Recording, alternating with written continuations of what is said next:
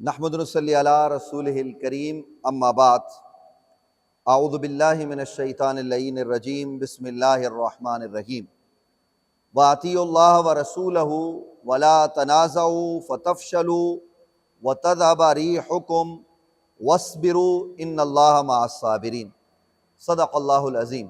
محترم ناظرین، قرآن مجید فرقان حمید کی جس آیہ مقدسہ کو ابھی میں نے تلاوت کیا، آپ نے اسے سماعت کیا۔ اس میں کہا جا رہا ہے کہ اور اللہ اور اس کے رسول صلی اللہ علیہ وآلہ وسلم کی اطاعت کرو اور آپس میں مخالفت نہ کرو ورنہ تم بزدل ہو جاؤ گے اور تمہاری ہوا اکھڑ جائے گی۔ اور کہا یہ جا رہا ہے کہ صبر کرو، بے شک اللہ تعالی صبر کرنے والوں کے ساتھ ہے۔ اس آیہ مبارکہ پر اگر آپ غور کریں، اس میں درس یہ دیا جا رہا ہے کہ ہم نے اللہ رسول کی اطاعت کرنی ہے اور باہمی منازعات اور اختلافات اس میں نہیں پڑنا۔ اگر ہم آپس کے اختلاف میں پڑ گئے تو ہم کمزور ہوں گے اور کمزوری یہ بزدلی تک لے جائے گی، ہماری ہوا اکھڑ جائے گی۔ مطلب یہ کہ ہم اغیار کا، کافروں کا، گستاخوں کا مقابلہ کرنے کی سکت کھو بیٹھیں گے۔ اس لیے کہا یہ جا رہا ہے کہ یہ آپسی معاملات پر اختلاف کے باب میں صبر کرو، بے شک اللہ تعالیٰ صبر کرنے والوں کے ساتھ ہے۔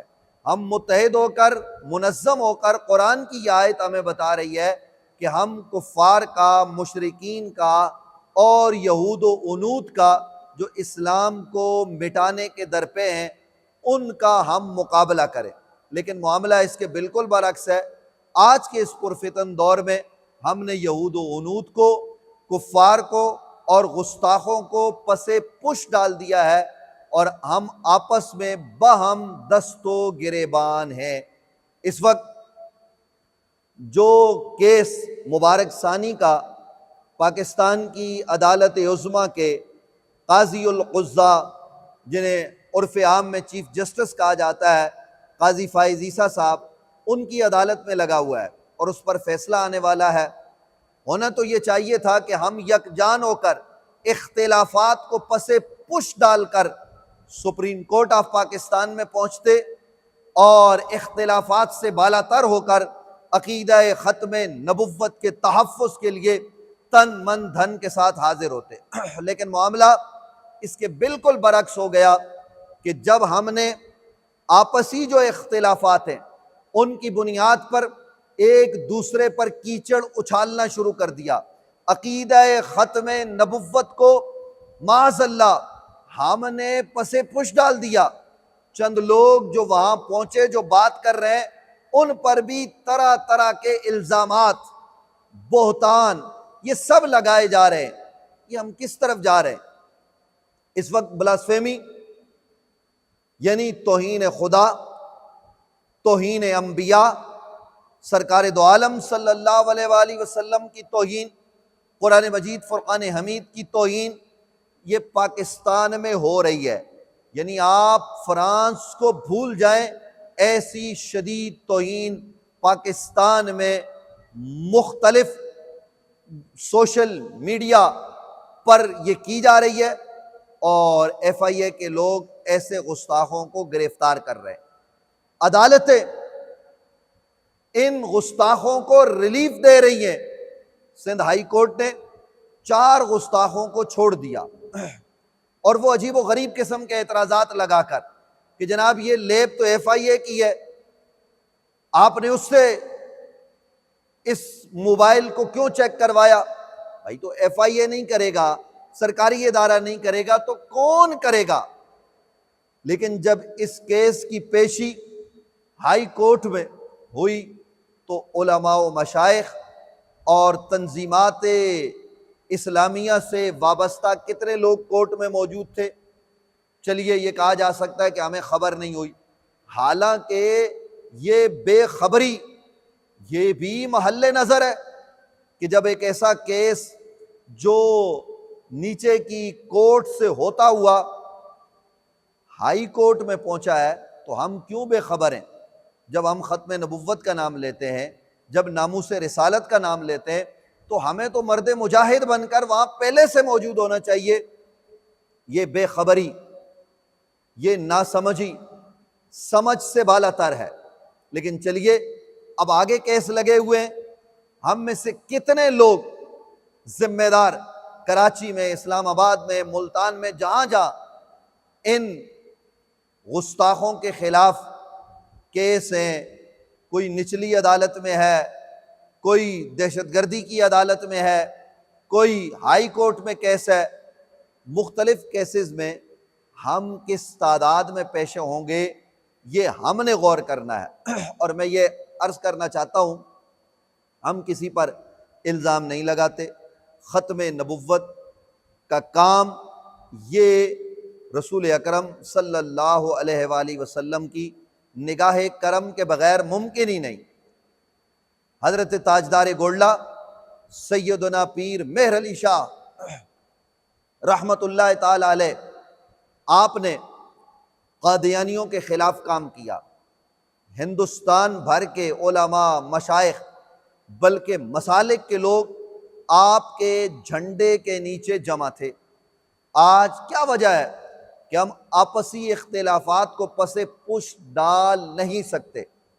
عقیدہ ختم نبوت کے عنوان سے پروگرام ہو، کانفرنس ہو، تو لوگوں کو فون کر کے منع کیا جاتا ہے کہ یہاں مت جاؤ، یہاں فلاں آ جائے گا، یہاں فلاں آ جائے گا۔ یہ کیا ہو رہا ہے؟ میں کسی شخصیت پر، کسی عالم پر، کسی اور اہل سنت کے آدمی پر الزام نہیں لگا رہا، لیکن کہیں ایسا تو نہیں کہ اغیار نے، خاص طور پر قادیانیوں نے، جو یہود و عنود کی ملی بھگت سے باقاعدہ ایک جال تیار کیا ہے اور انہوں نے شکار کرنے کے لیے شکاری چھوڑے ہیں، تو کہیں ناسمجھی میں، جان بوجھ کر نہیں، انجانے میں ہم سب کہیں اس کا شکار تو نہیں ہو رہے؟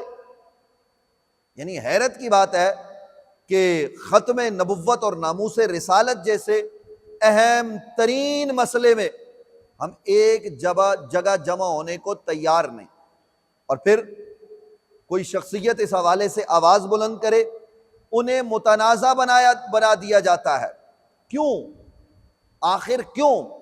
اہل سنت خدا کا واسطہ رحم کرو۔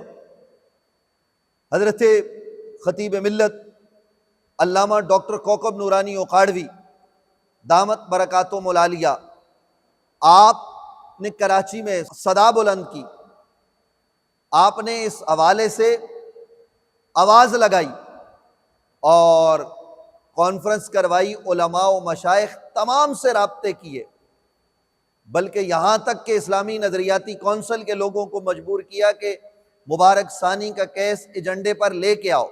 جو وہ کر سکتے تھے انہوں نے اپنے طور پر کیا، اور تمام لوگوں کو ٹیلی فون کر کے وہ دعوت دیتے رہے، آئیے بیٹھیے، ان مسائل پر ہم یکجان ہو کر بات کرتے ہیں۔ لیکن نتیجہ کیا نکلا؟ ان کی شخصیت کو متنازع بنانے کی کوشش۔ حالانکہ میں آپ کی خدمت میں اس سے زیادہ اور کیا عرض کروں محترم ناظرین، کہ یہ میرے ہاتھ میں اللہ کا کلام ہے، قرآن مجید، فرقان حمید، اور یہ میں عامت الناس کو اور ان لوگوں کو جو نادانستہ یعنی ناسمجھی میں کسی کے لیے استعمال ہو رہے ہیں، میں صرف اہتمام حجت کے لیے یہ اللہ کے پاک کلام پر ہاتھ رکھ کر یہ حلفاً آپ کو کہہ رہا ہوں کہ رب کعبہ کی قسم، جب سے علامہ ڈاکٹر کوکب نورانی اکاڑوی دامت برکاتہم العالیہ نے اس حوالے سے آواز بلند کی، بنیادی طور پر لیگل کمیشن آن بلاسفیمی پاکستان کے کچھ لوگ کراچی آئے اور مجھ سے بھی رابطہ کیا۔ میں نے ہی ان کا رابطہ حضرت علامہ ڈاکٹر کوکب نورانی اکاڑوی صاحب سے کروایا، فقیر ہی کے ذریعے ان کا رابطہ مفتی منیب الرحمان صاحب سے ہوا، فقیر ہی کے ذریعے اور بڑے بڑے علماء و مشائخ سے ان کا رابطہ ہوا۔ بعض سے میں نے براہ راست بات کی اور بعض سے ذرائع کے ذریعے بات کی، ان کے قریبی لوگوں کو کہا کہ ان کو ملوائیں، یہ اہم ترین مسائل ہیں۔ ہم نے میڈیا پر بھی اس حوالے سے بات کی، یہ کوئی کریڈٹ کی بات نہیں، واللہ تاللہ باللہ کوئی کریڈٹ نہیں چاہیے، لیکن میں یہ عرض کرنا چاہتا ہوں کہ اس کے بعد ان کیسز پر اور خاص طور پر مبارک ثانی کیس پر جب فوکس ہوا، رمضان المبارک میں راتوں کو میٹنگز رہی، پوری رات ختم نبوت کے حوالے سے کہ اس پر تحریر، اس پر ویڈیو، اس پر بیان، کون کورٹ میں جائے گا، ہم تو انہی معاملات میں لگے رہے، اور اس میں علماء و مشائخ بھی موجود ہوتے، اور چند علماء خاص طور پر جو وہاں موجود رہتے اور اس حوالے سے تحریر بھی لکھتے، فتویٰ بھی لکھتے، مختلف کام کرتے۔ تو ہم نے تو اس پورے عرصے میں اہل سنت کے لوگوں کو متوجہ کیا، اور خاص طور پر علامہ اوکاڑوی صاحب نے۔ اور پھر یہ بھی میں عرض کر دوں، جو راول پنڈی اسلام آباد میں کانفرنس ہوئی، تو یہاں کراچی میں بیٹھے ہوئے جب ہم نے میٹنگ کی، اس میٹنگ کے نتیجے میں حضور مصلح امت استاذ العلماء حضرت قبلہ علامہ پیر حسین الدین شاہ صاحب دامت برکاتہم العالیہ کو علامہ اوکاڑوی صاحب نے فون کیا کہ آپ نے ہمارے ساتھ کورٹ میں جانا ہے۔ انہوں نے کہا کہ اپنی طبیعت کی بات کی، تو علامہ اوکاڑوی صاحب نے کہا نہیں، آپ کو تو ہر حال میں جانا پڑے گا۔ انہوں نے کہا ٹھیک ہے جی، میں جاؤں گا، یہ وہ حقیقت ہے جو میں نے آپ کے سامنے بیان کی۔ پھر بعد میں فون کیا کہ آپ کانفرنس رکھیں، انہوں نے کہا جی کانفرنس بھی رکھ لیتے ہیں۔ کامیاب ترین کانفرنس ہوئی جس کا اثر سپریم کورٹ آف پاکستان میں ہمیں نظر آیا۔ اب ہونا تو یہ چاہیے کہ اگر آپ کو کوئی مسئلہ ہے، کوئی پرابلم ہے اس کانفرنس سے، تو آپ اس کا اظہار ٹیلی فون کر کے کر سکتے تھے، لیکن جو آپ نے ویڈیوز بنائی، جن دوستوں نے بھی بنائی، انہوں نے ویڈیو بنا کر ملحدین کو اور منکرین ختم نبوت کو کیا پیغام دیا کہ ہم اس اہم ترین مسئلے پر بھی اکٹھے نہیں ہیں۔ یہ قابل غور بات ہے، اور میں نے جو قرآن ہاتھ میں اٹھایا اس پہ آپ کو ہاتھ رکھ کر بتا رہا ہوں کہ ہم نے تو اس پورے عرصے میں کسی بھی شخصیت کو ٹارگٹ کرنے کی بات نہیں کی، نہ ان کے خلاف کوئی منصوبہ بنایا، بلکہ ہم تو ختم نبوت کے حوالے سے لگے رہے۔ اللہ تعالیٰ اس محنت کو قبول فرمائے۔ لیکن دوستوں سے میں یہ کہنا چاہتا ہوں کہ آخر ہم اہل سنت و جماعت یہ کس طرف جا رہے ہیں؟ اور میں حلفاً، یہ قرآن میرے سامنے ہے اور میں نے آپ کو دکھایا ہے ناظرین، یہ قرآن مجید فرقان حمید ہے اور اس پر میں نے ہاتھ رکھا ہے۔ میں ہاتھ رکھ کر یہ عرض کر رہا ہوں کہ یہ روزانہ کی بنیاد پر تفضیلی کی رٹ لگائی جاتی ہے۔ یہ موقع نہیں بات کروں، لیکن میں ان دوستوں کو کہ وہ ہاتھ رکھیں کہ کون آدمی تفضیلی ہے، آئیے بیٹھ کر بات کیجئے۔ کسی کو کوئی کسی حوالے سے اعتراض ہو تو ہم جن شخصیات پر اعتراض ہوگا ہم ان کو بٹھانے کے لیے تیار ہو جائیں گے۔ یہ علامہ اوکاڑوی صاحب نے بھی دعوت دی ہے، میں نے مطلق بات کی ہے، اور یہ ساری بات اللہ کی قسم صرف اصلاح کے لیے ہے۔ اس میں کوئی نمود و نمائش کا پہلو نہیں ہے، کوئی کسی سے ڈر اور خوف نہیں ہے۔ یہ بات بھی ذہن میں رکھیے گا، کوئی یہ سمجھے کہ شاید ہم نے ڈر سے قرآن پہ ہاتھ رکھا۔ ہم نے اپنے درد دل کو رکھا ہے تاکہ عامت الناس کو جو غلط گائیڈ کیا جاتا ہے یا جو علماء غلط طور پر چیزوں کو جو ہے نا وہ استعمال کرتے ہیں، یہ موقع ہے کہ ہم بات کریں کہ جناب کون ہے جو ہے وہ حضرت سیدنا ابو بکر صدیق رضی اللہ تعالیٰ عنہ کی افضلیت کو نہیں مانتا۔ پہلی بات یہ ہے کہ ہے کون ہے؟ یہ تو اہل سنت و جماعت میں کوئی مسئلہ ہی نہیں ہے کہ کوئی افضلیت کا انکار کرے۔ آپ لائیے اس آدمی کو سامنے جو افضلیت ابو بکر صدیق رضی اللہ تعالیٰ عنہ کا انکار کرتا ہے، کون ہے وہ؟ اور اسی طریقے سے پھر جناب حضرت معاویہ رضی اللہ تعالیٰ عنہ کے حوالے سے، یعنی یہ موقع ہے کہ ہم ان باتوں کو چھیڑیں۔ علامہ اوکاڑوی صاحب نے بڑی بڑی شخصیات سے بھی بات کی ہے اور ان کو بھی پیغام دیا ہے۔ کچھ شخصیات ان کے گھر پر بھی تشریف فرما ہوئی ہیں، علماء ان کے گھر پر بھی آتے رہتے ہیں اور وہ انہیں محبت کا، پیار کا، اسلام کا، عقیدہ اہل سنت کا پیغام دیتے ہیں۔ تو میں نے یہ چند گزارشات آپ کی خدمت میں عرض کی ہیں کہ یہ موقع نہیں ہے کہ ہم باتیں کریں، مبارک ثانی کیس پر فوکس ہونا چاہیے۔ اس حوالے سے ختم نبوت کانفرنس چلیے اگر کوئی کانفرنس میں آپ نہیں تشریف لائے کوئی بات نہیں، آپ اپنے ادارے میں اپنے تئیں ایک ختم نبوت کا پروگرام کیجئے، اس میں آپ اپنی دانست میں جو اچھا اور بہتر پیغام ہے وہ عدالت عظمیٰ کو، پاکستان کے پارلیمنٹ کو دیجئے، یہ آپ کا حق ہے اور یہ خود کیجئے، لیکن خدا کا واسطہ میں بار دیگر عرض کر رہا ہوں کہ ہم کسی کے اعلی کار نہ بنیں، کہیں ایسا نہ ہو کہ ہمارے ان بیانات کی وجہ سے، میں آپ کو بتاؤں محترم ناظرین، کہ ایسے لوگ جو تسلب رکھتے تھے اہل سنت و جماعت کے حوالے سے اور اہل سنت و جماعت کے عقائد اور نظریات کے حوالے سے پختہ تھے، پختہ ہیں، لیکن اب وہ سوشل میڈیا پر ایسی تحریریں لکھ رہے ہیں کہ آدمی جو ہے نا وہ حیران اور پریشان ہو رہا ہے کہ جناب یہ حضرات کیا بات کر رہے ہیں ہمارے اختلافات کی وجہ سے۔ تو اس لیے چونکہ سوشل میڈیا پر یہ بہت ساری باتیں ہیں، وگرنہ ہم نے بہت سارے علماء سے پرسنلی رابطہ کیا ہے اور ہماری بات کو انہوں نے قبول کیا، ملاقاتیں کی کہ حضرت یہ موقع نہیں ہے۔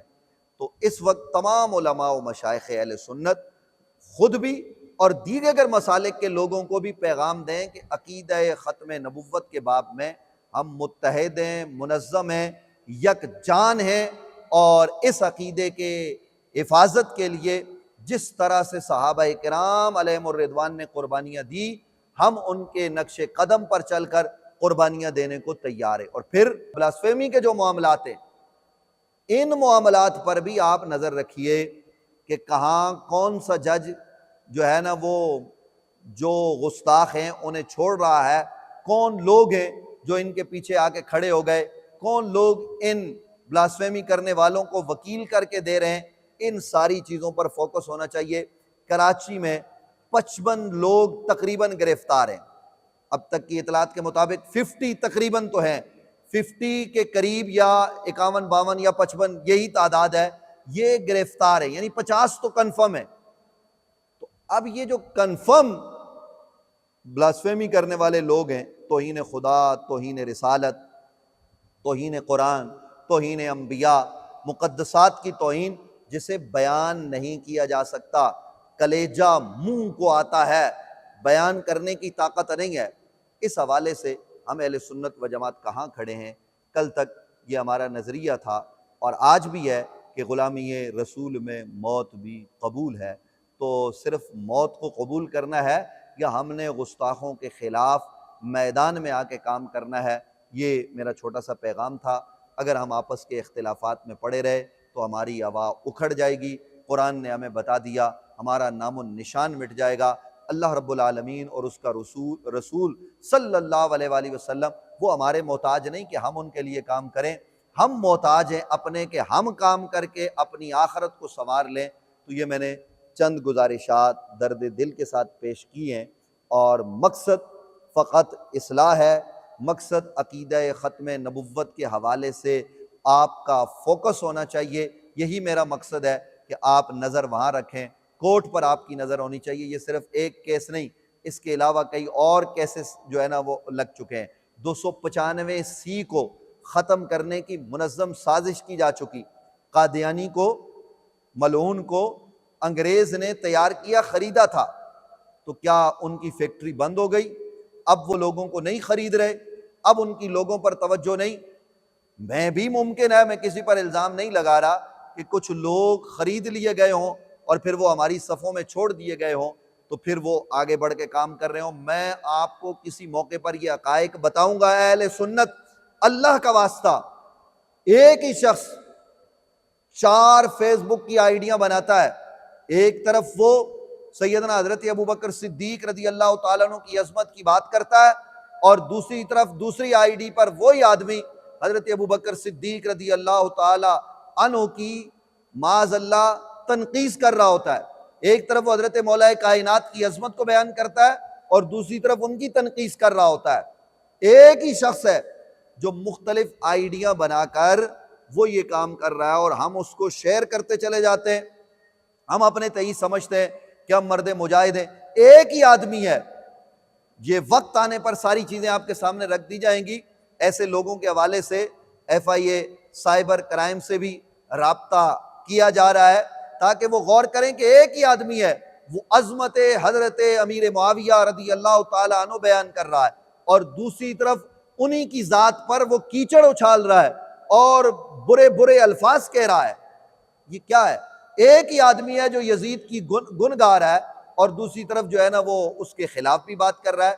تو یہ مطلب آپ سوچیں کہ ہمیں اس وقت یہ جو میڈیا وار ہے اور یہ جو عجیب و غریب زمانہ ہے، ہمیں کس طرف لے کے جایا جا رہا ہے۔